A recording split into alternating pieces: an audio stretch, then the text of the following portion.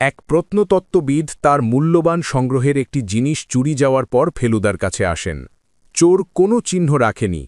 ফেলুদা শুধুমাত্র একটি জিনিস খুঁজে পান, একটি পুরনো খামের ছেঁড়া টুকরো, যা আবর্জনার ঝুড়িতে ফেলে দেওয়া হয়েছিল।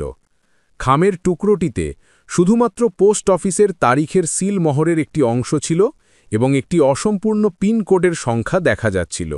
তোপসে হতাশ হয়ে বলে, এই সামান্য ছেঁড়া কাগজ দিয়ে কি হবে? ফেলুদা শান্তভাবে বিশ্লেষণ করেন। পোস্ট অফিসের তারিখের সিলমোহরের ধরন দেখে তিনি বুঝতে পারেন চিঠিটি খুব পুরনো নয় এবং এই তারিখের সিল শুধুমাত্র শহরের একটি নির্দিষ্ট এলাকাতেই ব্যবহৃত হয়। অসম্পূর্ণ পিনকোডটির বাকি সংখ্যা ফেলুদা ওই এলাকার পিনকোডগুলোর সাথে মিলিয়ে বের করে ফেলেন। এই সামান্য তথ্য দিয়েই ফেলুদা চোরের বর্তমান ঠিকানা খুঁজে বের করেন এবং দেখেন চোর এই খামটি পুরনো মনে করে ফেলে গিয়েছিল।